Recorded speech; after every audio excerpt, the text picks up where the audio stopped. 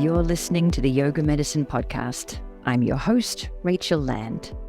This podcast brings you information and resources to enhance the therapeutic effects of your practice based on a deeper understanding of anatomy, physiology, and the integration of modern science and research with traditional practices and experiences.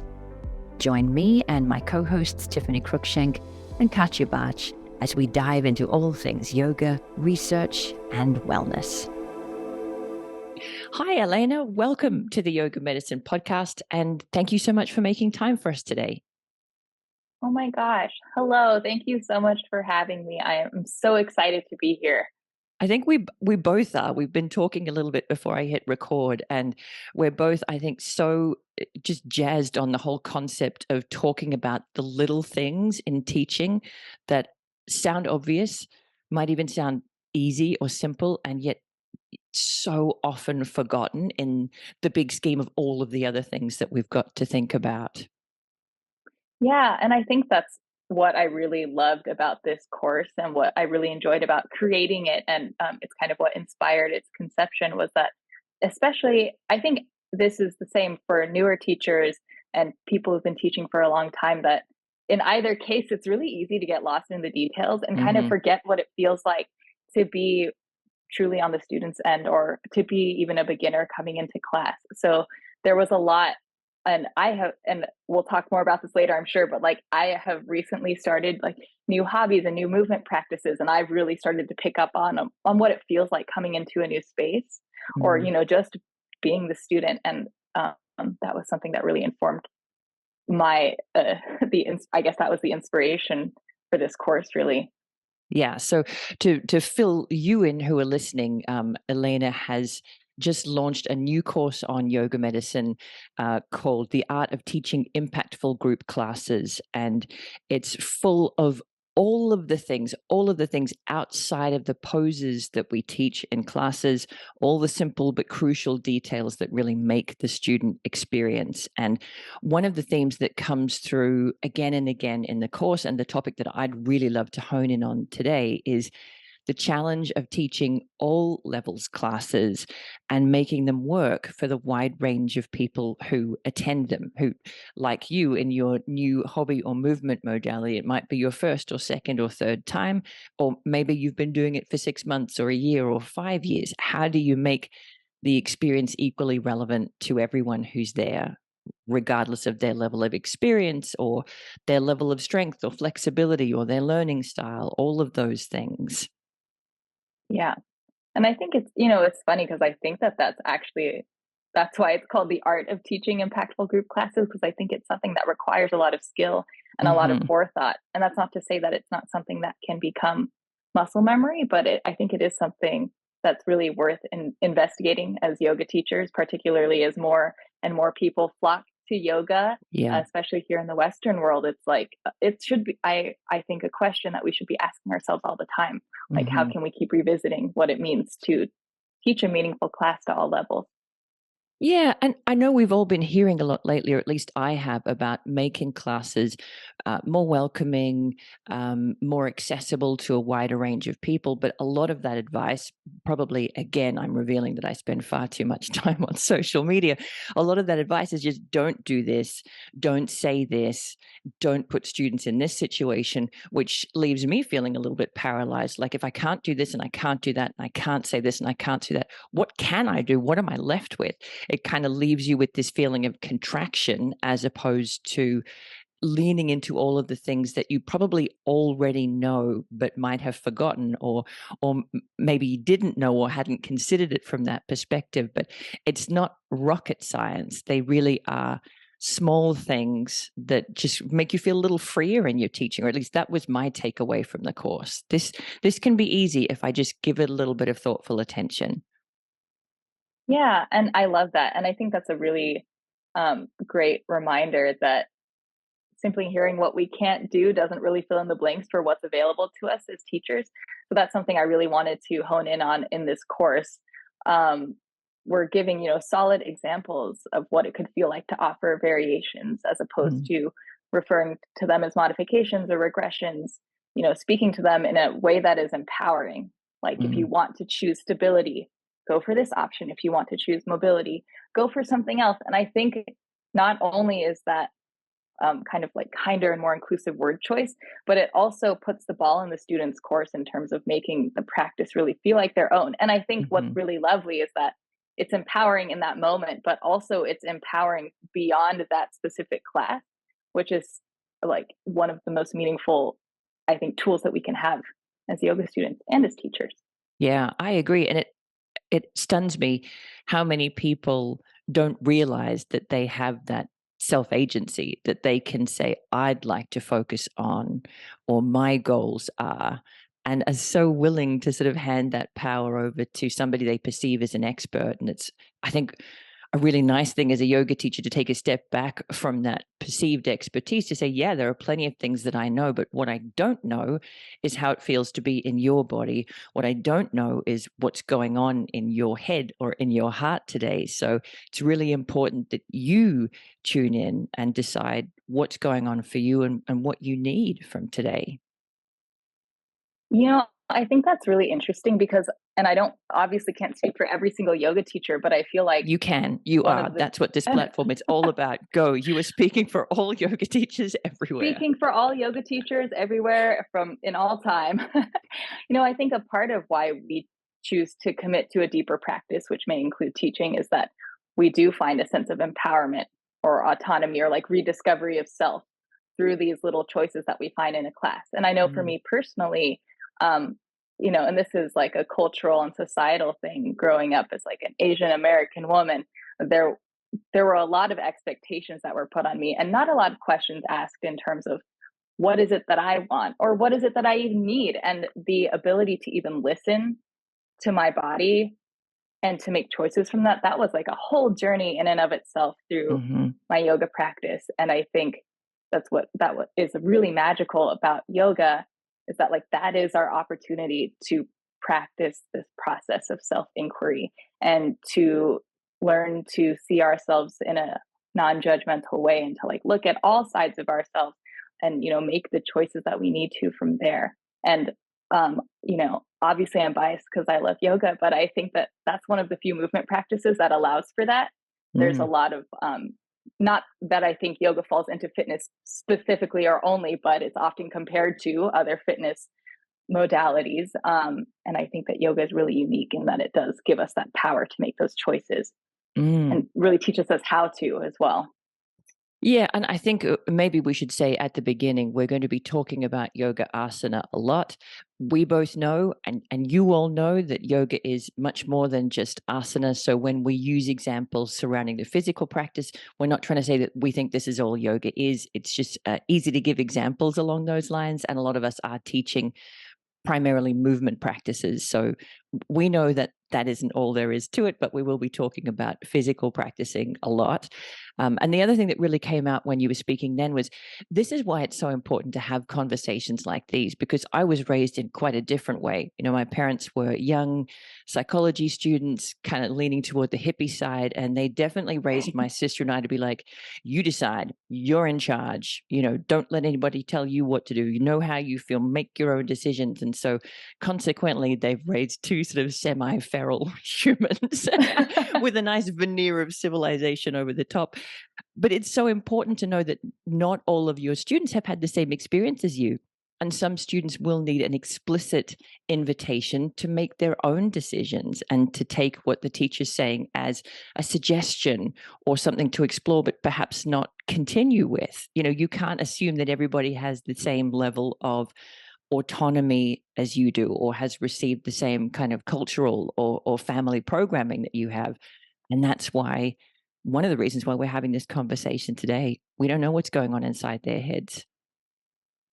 Yeah, absolutely. And when it comes to uh, being a yoga teacher in a space where, and I'm speaking primarily for what I've seen and what I think is well known within the Western yoga world, there's a certain demographic of people who are often represented within yoga. And I Hmm. think it's really easy to take for granted, what it feels like to just be off the bat seen or accepted in a space. So when we're talking about being inclusive or reminding people of their right to make their own choice. I think that just can go so far in creating a space where people feel seen and supported, even if you Mm, don't specifically have the answers for like what choices they ought to make. And I don't know, I just, being someone who has been like the only person of color in a room, like I have felt such a difference um, when the teacher has almost left space for me to do my own digging and my own self discovery. mm, So it's almost like saying less can be such a powerful thing. Whereas damn it. sometimes I feel like as teachers, we feel really like compelled to fill the silence, Fill that you space. know? Mhm. Yeah. No, for sure. Silence is such a powerful thing. It's definitely something I'm still working on after all my years of teaching, still working on leaving more silence. Mm. So we've already kind of hinted around some of the things that we might say. Like I just drew then out of my Mhm. pre-class preamble. I'm starting the class. Hi, I'm Rachel. This is a 1 hour, blah, blah, blah. Um, you can start in any shape that's comfortable for you. Eventually, when we get moving, we'll be lying down. So if you're looking for an invitation to head there, great, head there.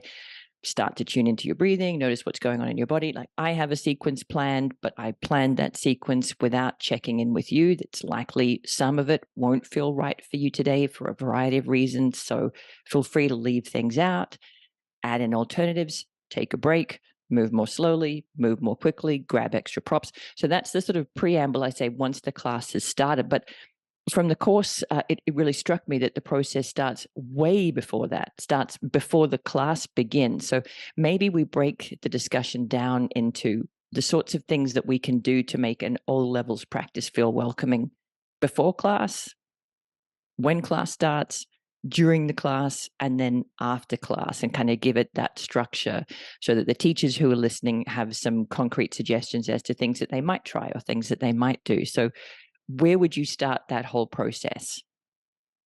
My gosh, I feel like it starts before you even, this is me speaking as if we're in person, but I think it starts before you even get to the yoga studio. Like Yeah. it starts in the preparation and the thought that you put in to the class. So just Mm, having all of the little details dialed in terms of sequencing, the music, the props, and just having all of those things ready to go in the back of your mind, which helps to leave space mhm. for really being present with the people who are then coming in through the doors. And I am so guilty of this. I know we all are, like being there 15 minutes before class, being like, what am I going to teach today? I could never um, do that. I have a meltdown. I definitely have a plan for what I'm teaching, but still, traffic, you can be later than you wanted to be. Somebody can come who you weren't expecting and your plan needs to be changed, or what somebody asks you a question that derails things. There's always places where you've been distracted. The stereo doesn't work. You can't get the music working. The whatever, the heating doesn't work. There's always something that can go wrong, and you know how distracted and fractured your attention feels when that happens. So future proofing yourself to that as much as you can makes a lot of sense. yeah, absolutely. And then I think with those little details in mind, coming into a space or into your studio, um, really giving attention and making the time for every single person who walks in. And it sounds really simple, but I don't think that always means that it's easy. It's really Mm-hmm. easy to get lost in conversation with your regulars or the other teachers or the front desk staff or whoever's there. But I've found that it can go such a long way in just taking a moment to say like, hi, we haven't met before. What's your name? Welcome to our studio. And for new students, taking a moment to step into what it feels like to be brand new and walking into a space. You're like Mm, clutching the yoga mat you bought on Amazon the other day, and the only reason you came is because your friend was like, I promise we'll go together. And you were like, oh, crap, fine, I guess I'll go. And then walking in, and there's so much like weight that's carried in that moment, right? It's like the mm, first impression that we get when you meet someone and you have that instinctual reaction like, do I trust them or do I not? It's like kind of like your first chance as a teacher to hold that space for someone coming in. mm, And it can be as simple as like, you can put your shoes here. The bathroom code is that way. hmm. We're going to Yeah, be that's practicing in true. this space.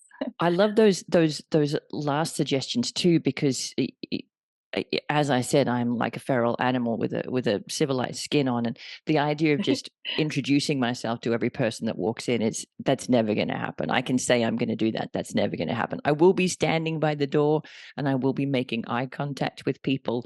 But for me, it's much more comfortable to say things like, oh, have you been to this class before? That's the front, up that end. I'll be up that end. Here are all of the other props. I've set some out for you, but anything else you want is here. Bathroom. Yeah, all of those sort of mechanical things that would make me feel a lot more comfortable than launching into conversation. Totally, right? Like, Terrible. This how's is your like a day therapy going? session. Exactly. No, but I think that's a really great point when you say, like, I would never do that. And I think that also speaks to the different types of personalities that we all have as teachers, right? It's not like you have to sit there and And as smile and be like, students, welcome to class. and as Yeah. students too, because, maybe there's a student walking in who, this would be me walking into somewhere and you're like, please God, don't single me out. Like, yes, I want to know Mm-hmm. which end is the front. Yes, I want to know where the bathrooms are and where I'm supposed to put my shoes, but please God, don't just come up and talk to me. Just kind of give me some cues and then I'll quietly find my way into the space. But some kind of acknowledgement, I see you, you're welcome here, you're part of this whole process, something to make people feel like there's a place for you here, and I'm anticipating some of the questions that you might have. Love it. Yeah, absolutely. So that's step one, making some kind of Mm-hmm. connection, especially with people that you don't recognize or you think may not have been to this class before, or come in with that sort of confused or questioning look on their face, or maybe like me, they'd come in with a closed off look on their face, like, I'm new here and that makes me Totally. anxious, so please God, don't talk to me or single me out in any way. When you're getting any of those signals, to kind of make sure that you acknowledge people in some way, even if it's just the subtlety of eye contact, or if they look at you a little longer with a question, to be like, are you new to this space? Can I, give you a little tour? That's the front, that's the back. Here are the props. There are the bathrooms. Pop your shoes here. So that's step two. If step one was being all prepared in your mind beforehand, step two, acknowledging the students as they come in, even if you are caught in conversation with somebody else. Yeah, What's next? even something as subtle as like a nod or a hello. Yeah, Yeah. absolutely. And I guess step three would be the the way that you come into the space and how you start your class. Mm. Um, and I think this one, I want to preface it by saying that there are so many right ways to start a class. This is not me offering The like a way. specific script. Yeah, that way. For Not at those of all. you who've been watching The Mandalorian, this is not the way, okay? There are plenty of ways. I love that show, by the Mhm. way. For Obsessed. sure. We can talk TV shows ad nauseum once the podcast is finished, but Perfect.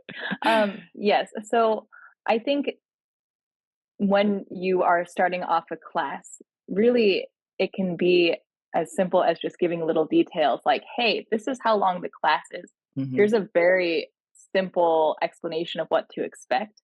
I think something like make sure you have two blocks towards the top of your mat. Mhm. Uh, but then maybe what the most important part about that is telling your students what to expect or what they're trying to learn from class. And Mhm. I think that we talk about this a lot in the course, but this idea of simplifying something complicated can really go a long way here. But for students, it's so much easier to learn what you are trying to learn if you know what the learning objective is. So, Yeah. Like, step one of the and quiz is yeah, not figure out what the lesson is of today. Step one is, right. Is here's this what we're gonna math be or is this focusing on. English? Yeah, Yeah, exactly. yeah, absolutely. And I think it's such a nice moment to solidify, and I use this term lightly, but solidify your authority as a teacher, in that, not to say that your word is in stone, but rather that you give off this air of being able to hold the space for students, Yeah. I've right? got a So it's plan. like, yeah, I have a plan. You're safe. We're here. We're in this together. Don't worry. Like, you can make it from point A to point B. We're gonna get there together. Absolutely. And Yeah. sometimes that's kind of what it feels like as Mhm. a new student in a space. So, yeah. I love that. And I think, for me, I tend to start my classes pretty slowly because all of them are morning classes these days. I don't teach any evening Mm, classes anymore. And so I have a bit of time at the beginning of class to drop tidbits while they're settling into breath and body. So I don't have to deliver it all as one speech. I can introduce myself, the length of the class, the type of the class. And with things like yin and yang, where there are really different ways of teaching that in different studios or from different teachers, to give them a little roadmap of, we're going to start pretty chilled, things are going to build in pace and heat and intensity, and then we'll tail off to the quiet, relaxing finish at the end, just giving them a sort of roadmap, reminding them that they're in charge and that they're welcome always to leave things out, add things in, slow things down, speed things up, all of that kind of preamble. And then usually after a few more breaths, I'll give them a movement or a position and say, today we're focusing on the neck and shoulders. And so I'm kind of planting seeds from pretty early on. And yeah, there's lots of different ways to do that. Fortunately for me, I start pretty slow, so I've got time to do that in manageable chunks. And it doesn't have to be, a 30-minute Dharma talk in your 60-minute class, but just adding little roadmaps or road signs to say, I have a plan for us. This is the general direction that we're heading. Maybe I'm the one with the map, but you're still part of the journey, and you might take some detours. You might sit down and have a picnic, something along those lines to set the scenes. Yeah, I think absolutely. And I really love what you're saying in terms of being able to sprinkle it through the beginning of the integration part of a class, because I think this is true for in person, but also particularly online. And I know that there's a number of teachers who still teach online. Mm-hmm. It's really important to get people into their bodies almost right away, to get them moving almost right away, because in reality, that's what they're here for. Mm-hmm. And then taking the time to mindfully plant, like you said, plant those seeds as you're going through class, I think can make a really big difference, so that you're not losing people in your 30-minute Dharma talk at the start 100%, of class. yeah. You're Yeah. giving them something to do while you're continuing to give that roadmap of where you're heading. Yeah, Anything I have else? like a very this is just a very small, silly memory I had of, I was trying to explain something at the start of class, and it was really early on in my teaching career. And I remember I had just finished like the spine module with yoga medicine, and I was so excited. So you know how it goes. You go home and you're like, I'm going to teach this really complicated thing at the start of Yeah. class, and everyone's going to love it.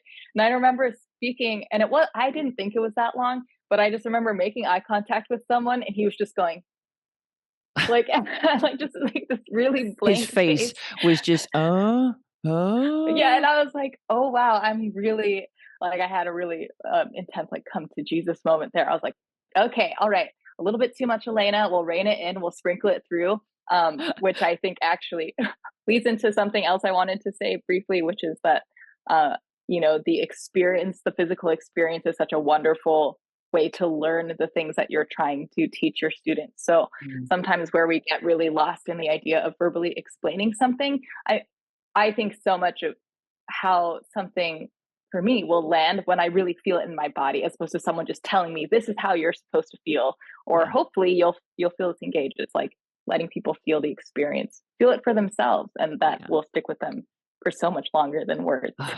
I mean, I had a really similar experience, except mine was much more overt. I was kind of partway through a power vinyasa class. I think I'd just done the hip module. And so I was really excited about the idea of creating stability for the hips rather than just laying in our passive range of motion. So I had them in, I think it was extended side angle, Utthita Konasana. Maybe we even had a bind, I'm not sure. And I was talking I didn't think at great length, but I suppose for the people who were holding the pose, I maybe was talking at great length about creating this sort of three-dimensional trampoline of support around the hip joint and kind of hugging the head of the femur just a little deeper into the socket. And I had a teacher practicing my class, and she looks up and goes, "For the love of God, get us moving."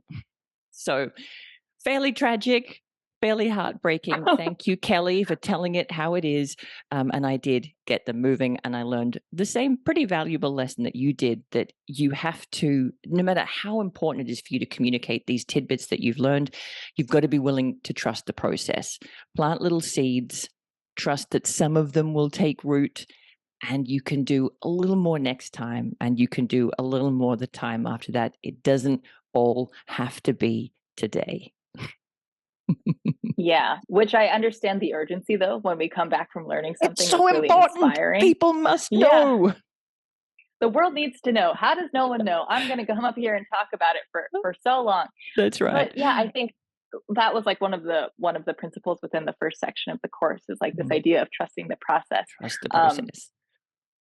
and remembering that you don't have to teach everything all the time to every single person in one pose Hmm. in one class, and really allowing their yoga journey to take the path that it's going to take, and recognizing that you're there as a guide, giving them the tools and suggestions, but remembering at the end of the day, like it's their choice, kind of what they're taking in, and where they're ready to go. Yeah, for sure. So to wrap up that first section, that before the class and at the beginning of class, you mentioned about it, going in there with a nice, clear plan. You know what you want to teach. If you're playing music, you've got your playlist sorted. If you're teaching online, your technology is working. Your camera's up, your lights are up. You've got the props you need. If you're setting up the space for students, maybe you've set up the props that they need. If not, you're letting them know what they need. The verbal and non-verbal welcome of making eye contact with people or introducing yourself if you're a little bit more upfront like that, but acknowledging people coming into the space, especially if they're newer, but really for everybody. And just making them feel like, yes, you belong here. Yes, this is the place for you. Here's a little bit of guidance on how to situate yourself. And then maybe you have a series of things that you say once class commences to introduce yourself, the practice, and to give some of those signposts as to where you're heading, as well as that explicit reminder to people that, hey, it's your body, it's your practice, you're in charge. I've got some things that I want to communicate today. They may or may not be interesting to you. So remember, you can leave things out, you can add things in, totally up to you to decide what you need from today's practice. And I love that because there are lots of really simple things. And you highlighted just putting yourself in the student's shoes. Imagine you're walking in and this is a new space to you, and you're a new teacher to them, and this might be a new class style or a totally new practice to them. Just taking a moment to imagine how they would feel and what they might need to make that process a bit more familiar or a bit more comfortable. Hmm. Hmm. So just So good hosting yeah, skills. absolutely, yeah. Which a little bit goes a long way, I think, with that, For sure. right? Hey, All come it on in. takes is Welcome. My name's Rachel. We're going to have a wonderful time together. Here, set up your mat here. This is a great spot. This is my favorite spot. You get good flow from the windows. You've got a bit of warmth from the. Yeah, exactly. Don't scare them not away. overwhelming at all. Yeah. Is that where Oh you my were gosh. heading with the little bit going a long way? Too welcoming? Oh, absolutely. Well, I just think that it's really easy, especially maybe as a newer teacher, to if you're like a little bit nervous or you're almost like imposter syndrome, or you're Hmm. there's so many reasons why we're living in our own heads when we're Hmm. coming to teach a class. And I think the more present we can be, like the less we'll find that we are kind of going off the rails, in terms of like speaking, like oh, being overly welcome, like you Hmm. just mentioned, Yeah. overly welcoming, as you just Yeah, mentioned. no, for sure. And I mean, say you've been teaching for 20 years, you can be equally distracted by some bad news that you got this morning, or, some water pipes that burst in your house, whatever the thing is, just taking that time to ground yourself in the experience now. That's before, that might be something I'm dealing with after. Right now I'm here, and if you're brand new and you're feeling imposter syndrome, I'm here and I'm the only teacher that they've got. So we're going to make this work and get through it together. That's right. My name is on the schedule. That's Yep. me. Yeah. I'm meant to be here. So yeah, that whole before and setup, I think is really crucial. And we talk in regular life about the importance of first impressions, and I think that does apply here too. Just something to make people feel a little more included in the space. And yeah, I think it's a good point for people who don't necessarily identify as your typical yoga student. You don't want to then be overly compensating, like, oh, great, I'm so happy that you're here, fantastic, come on in, I've saved a spot for you right up the front. Just a little bit of acknowledgement goes a long way. And you've already sort of started to make your way into the body of the class by talking about Mhm. trusting the process, trusting that people can't take information in just because you want them to. They can only take it in when they're ready. They might take that in by hearing the words that you're saying. They might take it in by feeling a changed experience in their body. They might take it in by seeing it on the student in front of them. We're dealing with a room full of people with different learning styles is something that you talk about in the course, different levels of yoga experience, movement experience, life experience, a whole bundle of things going on in their lives outside of their yoga practice. So we can only offer and trust that over time they'll take in what they need to. Wow, you described my course so eloquently. Thank you. Just that one sentence, which was, a good paragraph long, sums up the whole course. No, it doesn't really. But yeah, trusting the process. You also talk quite a bit about keeping it simple. One of the best ways to make even complicated topics like philosophy or anatomy approachable to a wide range of people, some of whom might know something about philosophy or anatomy, and some of whom probably don't, is to keep it simple. So, what would you say about that idea? Gosh, I think that it's one of the most powerful tools that we have as teachers. Hmm. I know that with the depth of what yoga is, both philosophically and in terms of movement anatomically, um, sometimes it can feel like I'm doing it a disservice if I don't explain the entirety of what this concept is.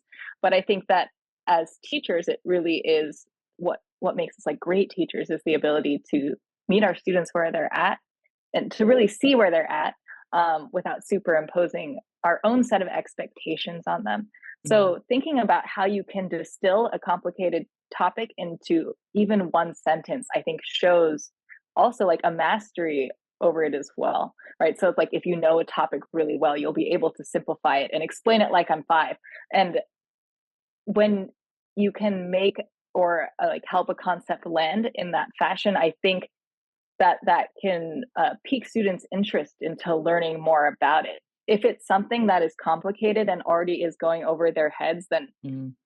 sometimes I mean I've been in a classes like that, not just yoga, any classes where I'm like, wow, I can't even keep up, and you kind of just shut down or tune out. So what it really is seeing what our students need Mm. and being able to offer what we want to teach in that way. And I think that is something that simply takes a lot of practice. Like you mentioned already in the course, we talk a little bit about learning styles and the stages of learning. So, um, taking something complicated and making it simple is a cognitive process. You have to practice it a lot. But I think that the more you practice, the easier it becomes, and the more Mm. familiar you get with the things that you want to teach, the easier it becomes, which is like another great reason to really teach the things that we know well and are really passionate about. Yeah, I couldn't agree more. And I think that does really require the first thing we talked about, the trusting the process, because if you trust that the students who Mm. want to will come back and you'll have future opportunities to teach them, or somebody else will, then you don't have to deliver the entirety of the body of yoga philosophy today. You don't have to explain the entirety of the body's anatomy today. You can just choose one simple concept that you think will be helpful to this group of people and give them an experience of it, some theory, mostly practice, and trust that those who want to, who are interested, will come back for round 2, 3, 4, 700, 2,000 to keep adding to that body of knowledge over time. And yeah, it makes it easier for you in the long term. But you're right, there's a real process to learning how to pick a bite-sized chunk that doesn't require lots of other pieces of information feeding into it, and to explain it in a way that feels simple, relevant, accessible, that people can see a need for in their normal life or in their yoga practice. And I think as teachers, to be patient with ourselves as we learn to do that is a hard thing, but a really important one too. Yeah, I think it's really interesting when when we talk about taking something bite-sized or just having, you know, 1 sentence to explain. Mm. What's really nice is that an additional benefit to that is that it helps to really cut through the noise, because there really is only so much that we can learn, even if the student is willing. There Hmm. is a limited capacity of new information that we can be taking in at any given time. And then recognizing your student is also doing a physical thing in addition to trying to listen and watch and feel. um, and it's funny because I think it sort of does take the pressure off of us as teachers to, like you said, try and explain everything in one class. um, but then it, I don't know, sometimes I feel like as teachers we feel like there's so much pressure to Yeah, show up and to show up like we know everything, but this is really just giving us permission to take like the one thing about it that yeah. you're interested in and help students really enjoy that experience and feel that experience in their bodies. Yeah, I mean, there are plenty of opportunities to show off as a teacher. You know, if you want to, somebody comes up to ask you a question afterwards, you can pop in all your anatomical language there and you can talk about glenohumeral rhythm if you want to. But in the class, keeping it simple and, you know, maybe you drop some hints that there's more to it than that, or this is part of a much bigger system or a much larger concept. But for today, let's just have this experience together and trust that over time, they'll get a sense of what you know and what your expertise is. And if they don't, that's also completely fine. Yeah, I love your They little don't have laugh to there. think you're But amazing as much as you'd like them totally. to. But the thing is, I think that like they will think you're amazing if you can help them feel and experience it in their own bodies, right? Like, isn't that the magical key? So, Hmm. but like, it's funny because I think there's such a fine line between, using anatomical or complicated terminology just for the sake of it, too. Like, haha, Ischial I'm a yoga tuberosities. teacher. I I'm love very to pop smart. that into a class and literally just for the sake of it. Nobody needs to know what they are, but it's fun. Come on, people, it's fun. Oh, it's so fun. And it's like that's all there's also moments where it's a great like learning opportunity for the students, right? So you can throw them in order to help teach your point. But I Hmm. think staying away from the complicated terminology just for its own sake is Yeah. a really nice line to toe. Yeah, and I think when we're talking about making an experience that's relevant to a wide range of people, if you're new and you're bombarded with all of this really complex information, it's easy to imagine you taking that in, internalizing it as I don't belong here. I don't know enough to be here. And so you'd think, oh, that's helpful for the beginner. But actually, simplification is really helpful for more experienced practitioners as well. Because if they've been practicing with you for ages or they've been practicing with somebody for ages, they might still not have gotten this little piece. And even if they have, what nice kind of reinforcement for them, like, oh yes, I remember we talked about this a year ago, this sense of hugging the upper arm bone into the shoulder socket and creating a more central position for the shoulder. Great, I'm really good at that. Do you know what I mean? It never hurts, even for somebody who's a really expert student, to be reinforced in what they know. And often, usually, it won't be that simple. They'll pick up something new that they don't remember hearing last time, or they'll experience it in a new pose or a new movement that they didn't have last time.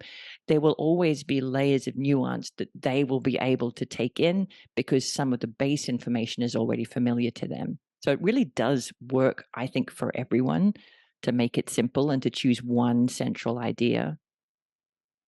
Oh, absolutely. And I also think that um, the ability for, or rather, to create the opportunity for those simple things to land for both beginners and experienced practitioners. Mm, Like the more that you are able to step into your power as a teacher and hold that space confidently. So, like tapping into the root of this course, the art of teaching impactful group classes. I think mm. the more, what's the word? More you can hold the space, I think there is opportunity to always be learning, whether you are, of course, a beginner or an experienced student. Yeah. Yeah. Yeah, I really think of your course as a sort of companion to the sequencing with purpose course, because both of them cover things that in theory we learned in our initial yoga teacher training. That's sort of the foundation stones of creating a class experience, and yet so much of it either wasn't covered in detail in your 200-hour teacher training, or was, and you weren't in a place to take it all in because there was so much going into your head during your 200-hour teacher training. So both of them, I think, are things that outwardly look quite simple. And so therefore you're looking for a really fancy, kind of complicated thing that you could do. Like, oh, how do I make my sequences super fancy and exciting and memorable? How do I make my classes totally unique? Whereas really simplifying is the way to make that impact. And the same way that in sequencing, you might have, you kind of mentioned this in this course as well, you might have 2/3 of your class follow a similar framework week to week to week.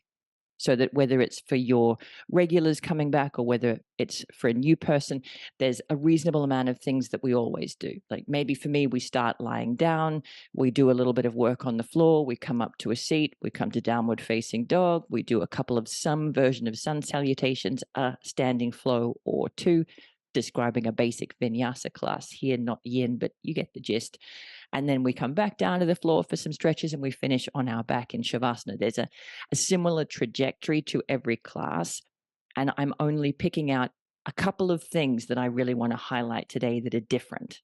Could be the same poses, but I'm talking about something different, or it could be that I'm popping in different poses. And you mentioned this in this course as well, that you don't need to reinvent the wheel every single class. You can actually use a lot of similar foundations to make the process simpler for you and more familiar for the students that are returning, so that there's room for their attention to be on the things that are new or the things that are different today. Yeah, I think that the pressure to reinvent the wheel is a really interesting one. And this is a side topic we won't go into, but I think, it comes from having a lot, like an influx of yoga teachers and trying to figure out like how it is that you make a name for yourself as a teacher. Like, Yeah. how do you stand out from the crowd and cut through the noise? But I, it's so interesting because I think every single teacher could teach the same sequence and they'll teach it differently and it'll be a Mm-hmm. different type of class experience. And so what it really comes down to is not just trusting the process for your students learning, but also like for yourself as a Mm-hmm. teacher, that you'll find the things that you're really interested in teaching. um, and you can take your time with teaching these concepts. I think sometimes with the format of group classes, we series are such a unique thing to see within studios, right? Like a 4-week beginner introduction to vinyasa type series. Often it's Mm-hmm. people just dropping in here and there, which I think creates a lot of that impetus to try to keep it really interesting and really fresh. But I think, and it's always like a really pleasant surprise to remember that people love to learn. And I think that people, when they start to realize they're like truly learning something in your class, uh, it's a really wonderful reason for them and an internal motivator to keep coming back. Because I think Mm. that the yoga practice is one of the only like movement practices I can think of where the way you learn it is by like looking at what that guy's doing and what that person's doing and then trying to mimic it and hoping that you figure it out. But if you learn how to play soccer or football, you're drilling the foundations over and over and over Yeah. until they're muscle memory. And so I kind of going on a tangent there, but No, I I think love that example because you're right. We should be teaching some basic foundational stuff in every practice. The warm-ups, the drills, all those sorts of things that you might have in a sport or learning a musical instrument, for example. And then there's some little extras sprinkled in that are new or different or have a slightly different slant or focus on them. But you've still got to cover the foundations even for people who do this all the time. Even professional soccer players warm up, right? And do their drills before they run out onto the pitch. I don't know. Obviously, I don't know much about sport. Field, football, but I don't know. sport. Yeah, Sport. that's Let's right. just let's just summarize that topic with sport. Yeah, you got to cover some of the basics each time, haven't you? Yeah, absolutely. And I think it just creates such a strong foundation where students can feel confident in knowing what it is that they're doing. And when you can build that confidence, that's something that, it naturally increases their love and enjoyment of Mm, yoga. And like, mm. hopefully, it is something where they can leave class feeling like they learned even the smallest adjustment, not just again for the context of that class, but for any other class they might come back to. Yes. So all of those little details really add up in, helping your students find their own sense of autonomy and their own connection to yoga, like I beyond love your that. own, beyond your class. Yeah. You talked a bit about anatomical cueing already, that a large part of the course focuses on cues, types of cues, timeliness of cues, and you spoke a bit about complex languaging, not just using anatomical language for the sake of it. Maybe there's a body part that you really want to teach them about and you're using it judiciously, but otherwise keeping your language relatively simple. What else would you say about cueing here in a way that makes an all levels class widely accessible to the range of people that tend to come? Mm. Well, I think we started touching on this a little bit towards the beginning, but Mm, cueing in a way that is empowering and inviting, yeah. as opposed to creating a feeling of limitation or less than. And I know that.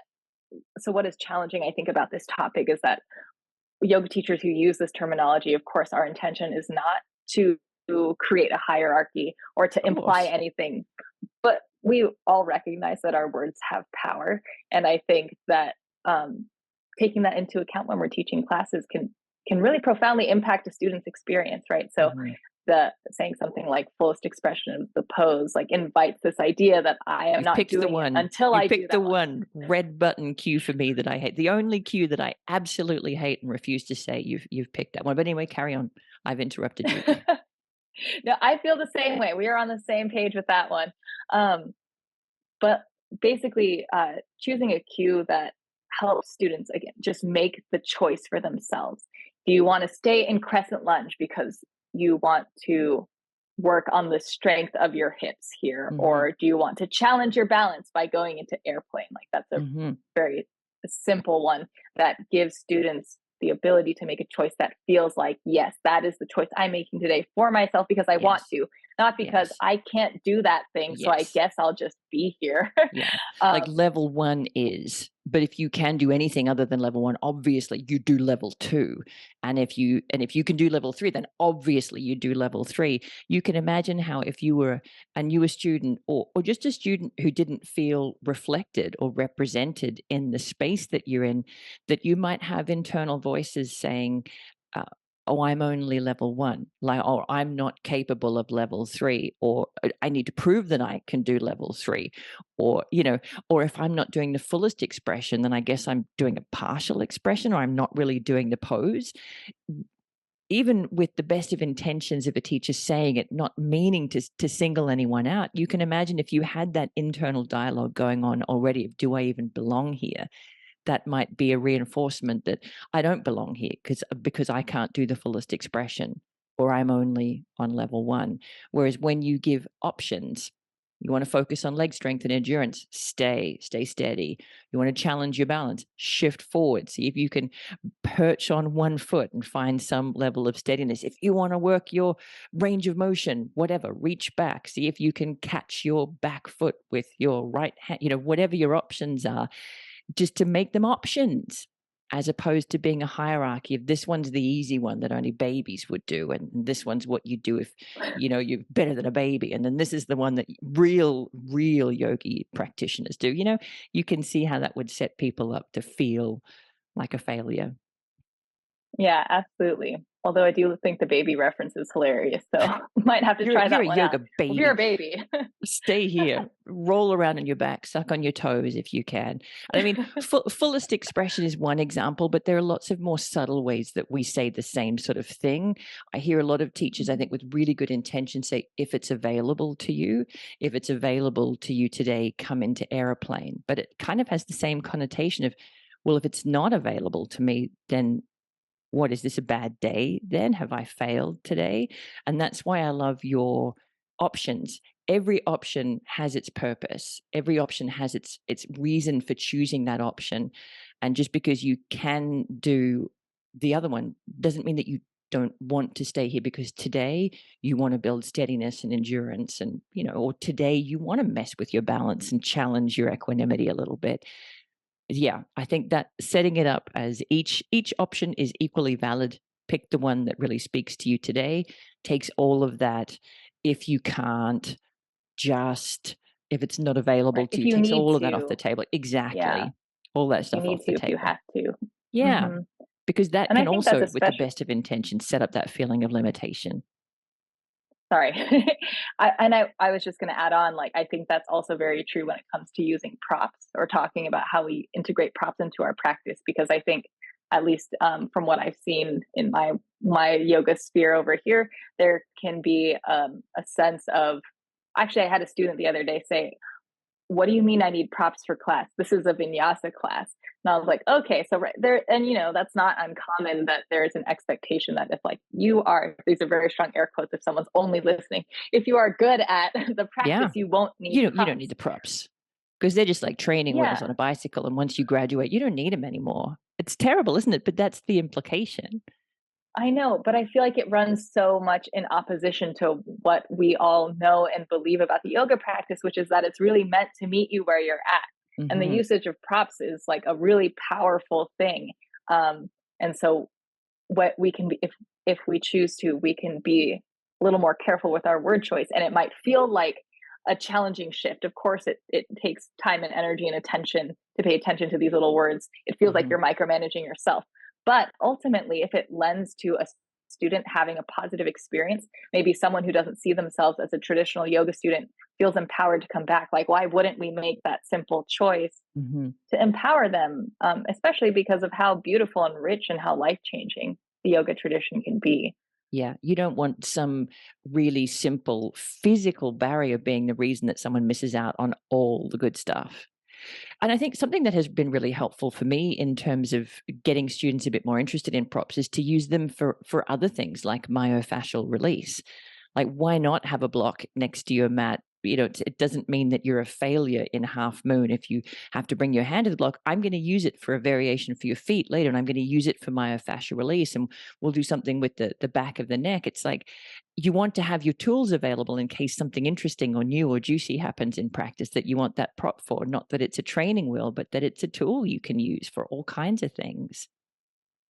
No, I think that's a really great way of doing it. It reminds me of this thought that I had a lot when I was working with athletes. This idea of blending what students think that they need or what they want with what you see that they need, or where you are kind of like attempting to guide the practice. And it's Mm. really like a teacher skill to blend those two worlds together. And I think your example is like a really perfect one for that. Because I'm nasty. I'm like, you don't think you need props? Well, we're going to use one for myofascial release on the side ribs. So there, you're going to miss out on the whole practice if you don't have a block. Mean. I love it. So Whatever I think gets them there. exactly whatever gets them there. So that's a heap of really good things for during the class of um, keeping it really simple. And you think that's just for beginners, but actually simplicity can be really powerful for more experienced students as well. Picking a central concept and finding a range of ways to encourage students to get a feeling or an experience of it, trusting the process that they'll take in what they need, especially over time. They don't have to become fully fledged yogis today. In fact, they won't. In fact, that's out of your control anyway. Trust the process. You talked about cueing in a way that feels really inclusive, that gives people options of equal value as opposed to baby level, medium level, and fully fledged yogi level, but just options, options. Take what you need from the practice today. I love that. I love that. We talked also about keeping the bulk of the class relatively consistent so that you have a template or a framework that you're able to build on. Saves energy for you, saves the students who come back attention for the thing that you really want them to grasp today. I love all of that. What about at the end of class or after class? Mm. I think I mentioned this in the course, but I think that sometimes it can feel a little bit like a throwaway, especially if you're a teacher teaching a lot of classes. You're kind of like, I gotta go to the next studio, Yeah, and sometimes you or do. Sometimes you do have to get going pretty quickly, and it's tempting to be like, right, pack up, windows, heating, music, right. goodbye. Like, great job, everyone. See you next time. Namaste. Like, Yeah, yeah. exactly. Um, but I think it's such a nice opportunity to tie the bow on this experience that you've just Mm, created for people. And it doesn't, and like you said at the beginning of this, reading the room and noticing who is maybe looking for more of a conversation with you versus who's like, hello, okay, goodbye, I'm leaving now. But I think it's especially for newer students to either you or the studio or to the yoga practice in general, it's a really powerful moment to reconnect with them and like look them in the eyes, Mm. use their name if you remember what it is.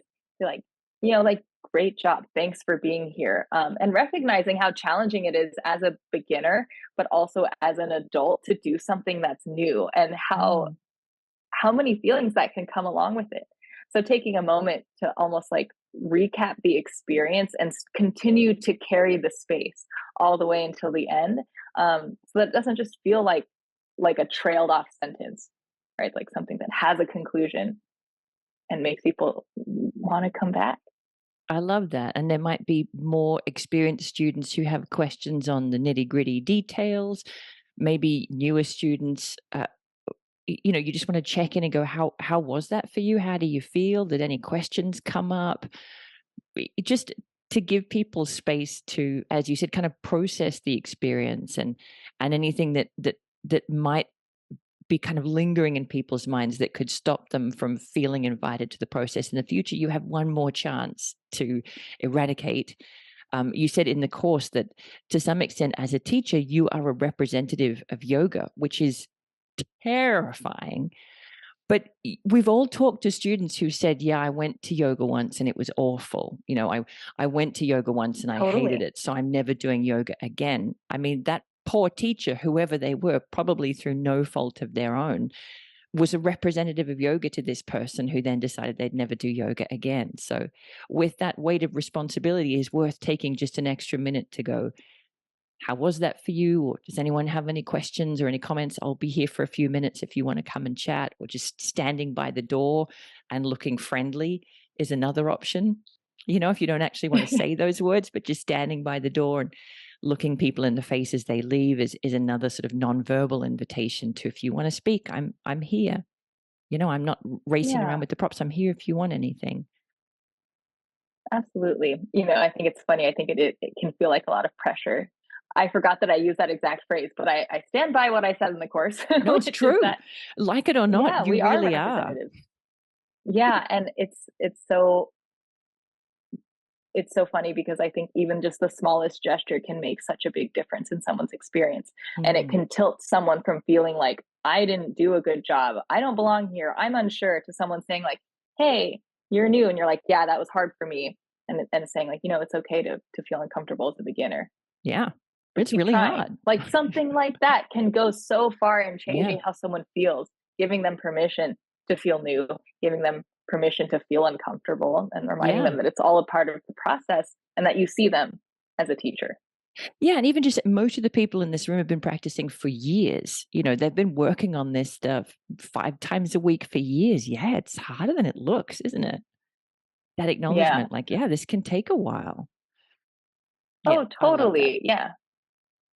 So that's just a little snippet of what the course covers. The course isn't just about teaching all levels classes. It isn't just about creating a welcoming experience to a wide range of people. There's a lot of really nitty gritty stuff there, especially around cueing, which, as you said, words have real power. It's worth investing time and continuing to improve and refine our cues. Anything else that you want to say about the course to kind of give people an idea of what they might experience if they do it, or who it might be for?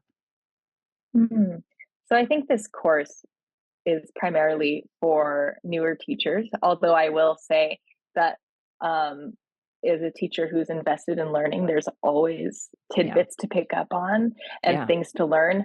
I definitely would say this is also for a teacher who feels perhaps a little bit stuck in their teaching yes. style or feel like they're in a routine, because I think something about this course that I love about is that it kind of prods us to look into the things that maybe we take for granted in our teaching or we fall into a Hmm. routine. So we talk about like different learning styles and how sometimes we teach easier to specific learning styles like visual learners or auditory learners, and kind of challenging you as a teacher to see how you can sharpen your weakest link, right? And Hmm. maybe practice simpler cues or practice where you're demoing and stuff like that.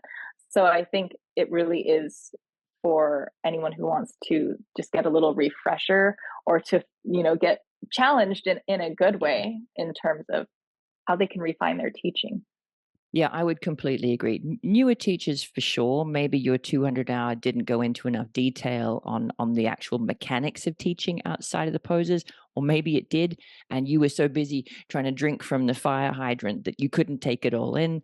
But I would also add, if you've been teaching for a while and you feel like you're well established in your habits, hand is up and waving here from me. This is a really good, very, very friendly and very polite and kind nudge to examine those habits and go, are there any habits there that I might like to change or experiment with and see if I have a different result for the students if I vary my teaching a little bit? Because, our brains are so inclined to tip into habits to save us energy that before we know there's this groove that we're in and we might be missing a really crucial style of cueing or way of demonstrating or have slipped into habits in our languaging or our own use of props or our own preparation for poses that could be improved. And I think most of us are Yeah. pretty dedicated learners. We want to keep learning. And I think at the end of the day, this course is really about taking the message that you want to share as a teacher and helping you deliver that a little bit more clearly. So Mm, this gentle, friendly, polite nudge, as you put it, for self reflection in your teaching style, isn't to poke holes in you or anyone as a teacher, but rather to see like how is it that you can best deliver what you want to share.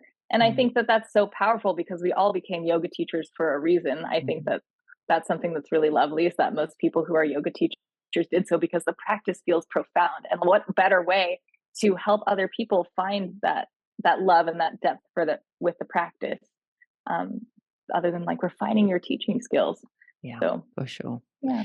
And you're also guest teaching on Yoga Medicine Online this month. Any little sneaky tidbits that you want to share to get people excited about your classes? Oh man. Well, I think it's going to be a really good spread of stuff. I'm really excited about the classes that I've taught. There's 10 that are popping on there, Mhm. all of different styles. My teaching style is very detail oriented. I really love to pay attention to all of the little things. So if you're looking for something that kind of like goes outside the box, I think you might be interested in my classes, because Mm, we'll hold postures for a long time and I'll be really annoying and be like, what does it feel like if you push through your heel? And then what happens if you stay here for a while and then push a little bit harder? There's mm, classes like that. And then there's classes where we play around with movement that you might not traditionally see in a yoga mm. practice. So there's a really nice spread of different things to try on and to integrate. So I'm really excited about the classes. I hope Ooh, I everyone will love come it. and join. I love it. I was scared when you were like, we're going to hold for a while and looked at your watch, but to know that there are other alternatives to that as well. Yay. So if you do one of those Yeah. classes and you're like, my God, we were in Warrior 2 for 10 minutes, know that there are other options as well. That's, although who doesn't want to be in Warrior 2 for 10 minutes? Sounds Yeah, great. well, gosh. So let's wrap it up by saying, where would you send people who want to know more about you and more about what you do? Yeah, I would say find me on Instagram. My handle is at Elena Shapeshifts. You can also check out my website, elenashapeshifts.com. And I'm also currently teaching online for Yoga Works as well. So you can find me teaching live classes through them. Um, and yeah, I think that's about it. But Great. mostly the gram. Come find me on the gram for sure. Find her on the gram, peeps. So I will link to all of those places to find Elena. I'll link to the course for those of you who've had your interest piqued. And thank you so much. I really enjoyed this conversation. I hope people did listening to it. All the nitty gritty. I guess maybe one thing to finish. We've talked a lot about teaching. If you're a student in an all levels class, as you know, some of the other listeners will be, anything you could do to make other students feel welcome and that they belong and that they're invited. I think something as simple as like a smile and a nod for someone who sits down next to you. Um, if you're really comfortable in the studio space and it feels like, your second home, and someone's new, you can be like, hey, do you want to know where the props are? Do you have any questions? I've done that in the studio spaces. I've also heard other students do that, and it creates this really nice sense of community. And there's Mm, so so many things that we can do to help support one another in the search for the practice, even though it is an individual practice. Um, yeah, there's a lot that we can do to support each other. So Oh, I a like smile, a that. nod, a hello. Whereas here's Yeah. the bathroom. That's what, I keep coming back to that example, but I feel like it's Look, important. if you need to know, you need to know. You need to know in a hurry. So, directions to Yeah. the bathroom, I think never go astray. Directions on where to put your shoes or where to find the props. These are all really simple and really helpful things. As was everything that you said today, simple and yet really easily overlooked or forgotten in all the busyness of the other things that we're doing when we're teaching or practicing. So, thank you so much for coming and sharing all of those thoughts with us today. I really appreciate your time. Oh, thank you so much for having me. It's such a pleasure. And thank you, everybody, for listening. Come take the course.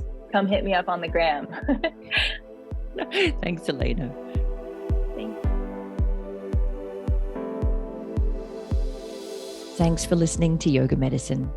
If you liked the show, be sure to subscribe and leave a rating and review on Apple Podcasts or wherever you listen to podcasts.